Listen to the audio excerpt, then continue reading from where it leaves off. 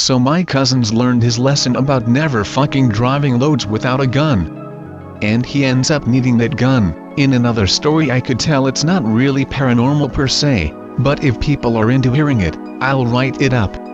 He's also learned, like a lot of drivers do, that the real money is out west, driving long-ass hauls to various podunk old mining towns still trying to stay alive in the mountains and or the desert. That's big, open, unforgiving country, and there aren't many people willing to and or capable of driving across it for 12 hours trying to beat a deadline.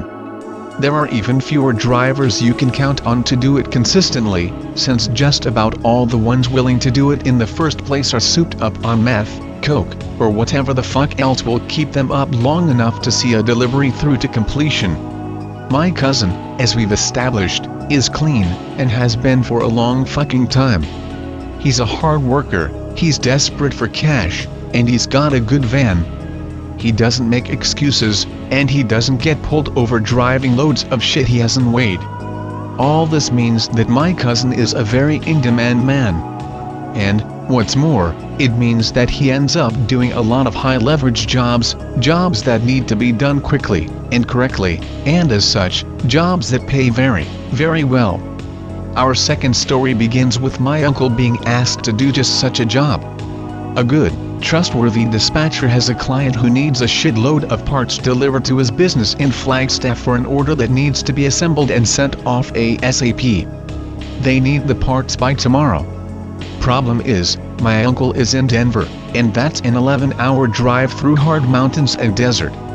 Making matters worse, the load is technically too heavy for his van. The client is desperate, however, and the dispatcher is willing to pay a ludicrous amount of money to get these things there on time. I'm talking $3,000 for 11 hours of work, with gas paid for. So fine. My cousin called him uncle in the last post. I've always called him Uncle Bill, since he's so much older than me. I assure you that he is in fact my cousin, and not my uncle. Hooks up with the dispatcher and they load the van as full as it's ever been. If a cop pulls him over, my cousin is fucked. He sets out plenty early, after a full night's rest, unlike the NC incident. Most of the drive is uneventful, though a cop does pull alongside my cousin in UT and eye him suspiciously before peeling off to pull over a speeder. My cousin heads south through Navajo Nation just as the sun begins to set. This is his first time in the nation, and he's going in with the darkness. Yes, you do know where this is going. It's creepy out there, in the middle of nowhere, my cousin says. He happens to get just the most beautiful night, stars as far as the eye can see, and he feels like his van could just lift right off that old-ass highway and float off through them. He's passing the time pleasantly enough, thinking back to time spent on the reservation back in the Midwest we're part Ojibwe, when something catches the corner of his eye. Black blurs flitting along the very edge of his brights, off to the left and way far ahead. He turns his head as he drives past, but of course he can't see anything, since it's dark as hell. But the shapes persist. He rubs his eyes, shakes his head, and tries to refocus on the road. But they're still there. He's gone several miles now, but the shapes are staying in front of him. He wonders if there's something wrong with his headlights. Maybe a dead bug on one of them? Then there's a long, flat patch of desert illuminated by the moon, and he gets his first good look. Wolves? Maybe a quarter of a mile directly to the left of his car? Nah, one wolf, running weirdly, but keeping up with him? As soon as he thinks this, the wolf starts to lag behind a bit, and he has to deliberately remind himself to pay attention to the road so that he doesn't veer off of it. But when he checks back, the wolf is still lingering, still a quarter mile off, still shuffling weirdly, about perpendicular to his blind spot. He's losing it, he decides. No fucking way, right? But the wolf keeps going. And then something happens, my cousin says, which he will never forget. He doesn't like to tell this story or any story, really. He's a quiet dude, and in fact only told me after we had seen one another for the first time in over a year, and after we had been up all night at a family event. But he swears it's true.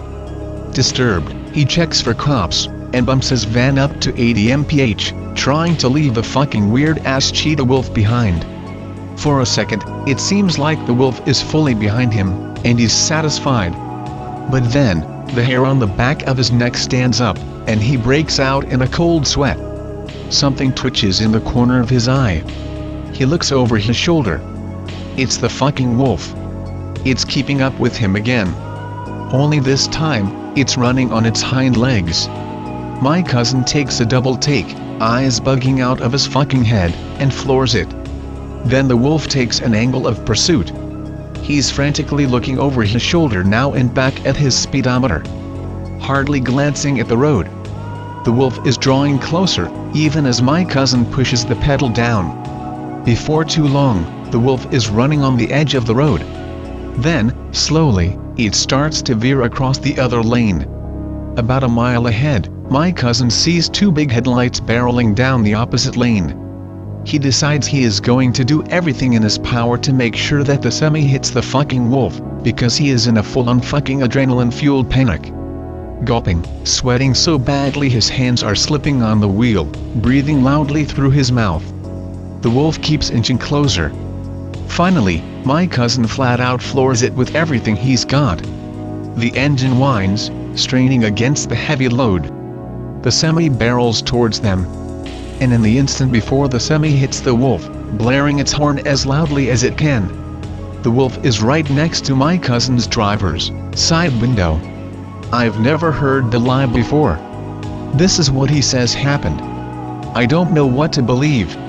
It presses its body flat against his car, and it stretches into black shadow. Eventually, he swears, it takes on a humanoid form, with exaggerated facial features that it presses against his window.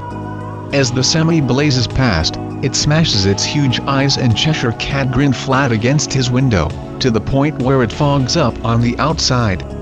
He can't tear his eyes from its eyes. It's the most malicious smile he's ever seen, and something feels wrong, icy cold, in the very core of him.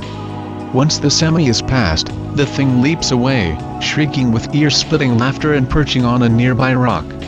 My cousin can hardly breathe, and he vomits into the seat next to him and continues to floor it. The thing stays behind, screaming and gasping with laughter.